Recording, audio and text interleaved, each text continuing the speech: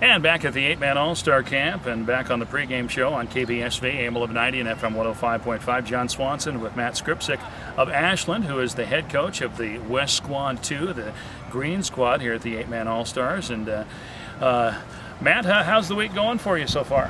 It's going well. Got a lot of great kids here. There's 81 kids here. All of them are really good kids. Our kids are really well behaved.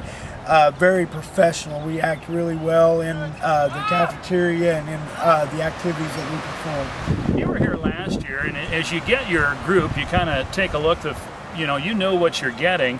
You've kind of got a blend of, you've got some size and you've got some speed, and I know you don't have much pick over what you get, but what do you do from there as far as forming your team? Well, what we did this year, last year we tried to break it up where we could get a couple different teams together.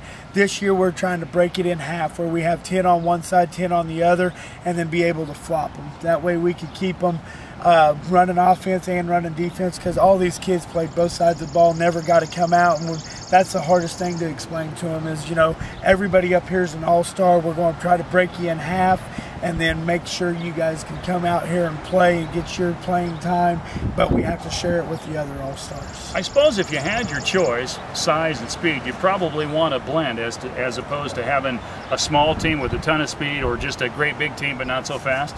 Yeah, you want to have a good blend. My philosophy has always been you want as many linebacker style types and tight end types as you can get, because they do have that good blend of speed and size. And I thought we had a good mix of linemen that, fit that type, and we have a good mix of running backs that, they may not have the size, but they have the speed and the mentality of the linebacker or tight end type. Sounds like the short week is going over pretty well. I know, like I said, you were here last year and you said that by the end of the week you'd already been over everything, and you keep the kids interested that way too. Yeah, and they don't, they don't have to come up with so many activities. We don't have to drain them so much in practice.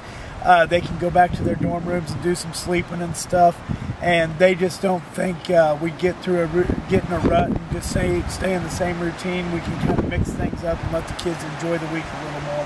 Who has more fun, the players or the coaches at these things?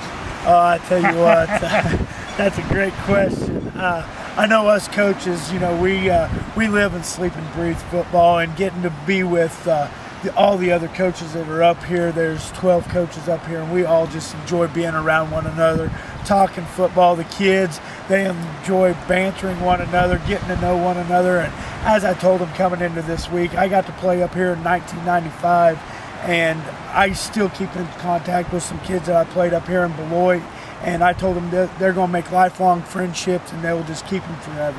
That's a very good point. I've been doing this for a long time, and it is a heck of a week, and you think, well, gosh, how can you bond in 4 or 5 days? But you do. Yeah, because you're living together, you're practicing together, you're bleeding together. The kids, they just enjoy one another, and they get to know one another, and they just say, hey, I want to keep in contact. And with the cell phone day now, we can just exchange numbers and keep in wonderful contact. One more question. We talked it kind of being like a coach's clinic. Do coaches really steal plays from one another? I was going to say, every play I have is not an original play of mine. Every coach, we bounce ideas off of one another, and we look at some stuff, and we'll tweak and twang on some stuff just to make sure it fits our system. But yeah, every coach, we share everything, and that's what's wonderful about the 8-man game. We're not shy about helping another coach out, and a coach is not shy about taking advice.